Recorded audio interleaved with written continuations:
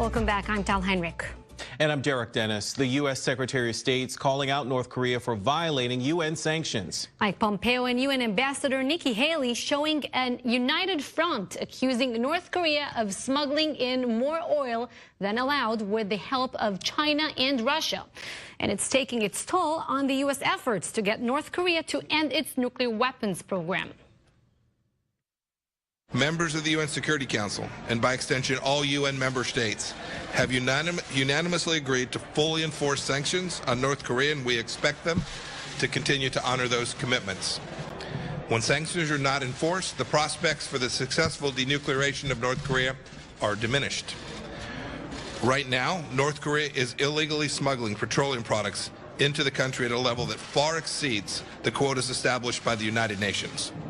These illegal ship-to-ship transfers are the most prominent means by which this is happening. For more, let's bring in our senior diplomatic correspondent, Nina Larson. Nina, so Pompeo and Haley saying North Korea is circumventing UN sanctions? That's right. They are circumventing these very strict UN sanctions by importing refined petroleum. And Haley and Pompeo were taking Russia and China to task behind the scenes today at the Security Council for allowing this to happen. This isn't really a surprise. China has turned a blind eye to North Korea before. They've enabled North Korea. But that's why the full weight of Mike Pompeo was here with Nikki Haley today to try and push for unity in the Security Council. The U.S. cannot go it alone in these negotiations. Although we're seeing President Trump, we're seeing Mike Pompeo make these individual trips, and this is very much an American initiative. They really need the support of other key world powers, and that definitely includes China and Russia. Nina, Pompeo has taken the lead on the North Korea dialogue, but there's been some criticism that Pyongyang and Washington are not agreeing on the details of denuclearization. Do we know any more about this? That's right, Derek. Well, not really. Pompeo had a rather fruitless trip to Pyongyang, a two-day visit just over a week ago, and he was meant to meet with Kim Jong-un, and he didn't. The leader did not make time for him. That did not look good. The visit was also supposed to hammer out the nuts and bolts of this denuclearization process, the timeline, some kind of verification rule, but we don't have any specifics yet. But one area we do have progress on, and there are technical talks going on at a much lower level between the two sides, is recovering the remains of U.S. soldiers killed in the Korean War. Those remains are supposed to be coming home at some point, and that certainly would be a big conciliatory gesture by North Korea. Nina Larson at the UN for us. Thank you. To talk more about this, let's bring in Mickey Bergman. Mickey, let's talk about this. Why is Russia and China not cooperating with the U.S. and the UN on North Korea? Do you think it's related to the sanctions against Russia and the U.S. trade war with China, possibly?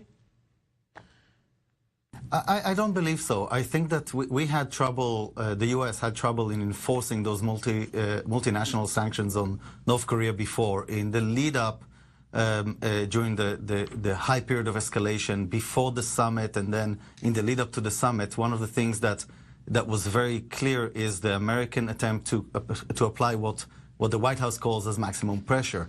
All of that was building up, and both China and Russia were playing a productive role in this, but then the summit happens, and with a declaration by President Trump that the nuclear threat is now over. I know it's kind of a simplistic way of it. What we're seeing now, Nikki Haley and Secretary Pompeo trying to do is reinstate maximum pressure. And why do they need to do that? Because the summit itself did not produce a workable framework. Mike Pompeo now needs to do it by himself, and he's doing it in those trips. And what we're seeing, both on the American side and the North Korean side, is them trying to reposition or position themselves towards the framework of the negotiations. It's not the nuts and bolts of denuclearization. It's the nuts and bolts of how are we going to negotiate that.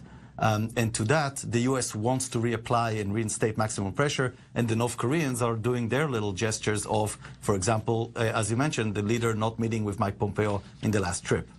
But Mickey, let's try to look at this from a North Korean perspective for a second, because on one hand, we see the U.S. pushing for more sanctions. On the other hand, the United States is hoping that North Korea will retrieve the bodies of U.S. soldiers lost in the Korea War. So how does it work here?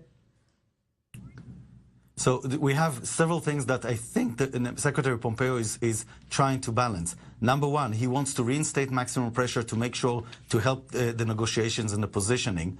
Number two, he doesn't want to overdo it because he doesn't want the negotiations to blow. This is too important for the administration. To be honest, it's too important for the world for this to blow, so we want to keep it. And then on the remains, which is something that I worked with Governor Richardson for the last few years about very busily on this part. We want to separate the policy conversations from the humanitarian issue of bringing back those remains. And as you mentioned, or your correspondent mentioned, the talks are moving forward, and it looks like within a couple of weeks there will be some remains coming back. But I need to remind our audience, 5,300 Americans are still there, their remains. What we're talking about repatriation right now is between 120 and 200, which are easy because they're ready. But there's almost 5,000 of them that are still buried in crash sites and unidentified cemeteries. This will be a process for years. You need to go, question, recover, do surveys on the ground. And so this is a long process, and we have to. And it's really, really important to separate that from the policy negotiations, which are going to be a roller coaster. Because, as you mentioned, very, very importantly, this is an emotional thing for the American people. It's a tangible thing, and it helps build trust between the two countries. If we can start that program going, we can stomach some ups and downs in the negotiations over the nuclearization. Mickey, really quick, you know, Pompeo seems to be optimistic when he talks about getting North Korea to actually denuclearize. Is he just being pie in the sky here? I mean, we really haven't seen much movement towards denuclearization, even though there have been meetings about it. Yeah, I think President Trump's tendency to break protocol and do one-on-one meetings has a cost to it. It has advantages of building relationships, but it has a cost to it. And that is that the details of those meetings, neither of the sides is committed to because there's no public record of them. And that goes to the heart of the denuclearization issue. In my opinion and knowledge of the North Koreans, and I've been there a couple of times and negotiated with them, they are not going to get rid of their stockpiles. What we are able to get from them and to negotiate with them is A, stopping the further development of nuclear and ballistic missiles, 2, stopping the testing, and 3, stopping proliferation. If we're very good at this and we build the trust over the years, they can reduce stockpiles. But that's recalibration of expectations that we need to have with the American people and with the North Koreans.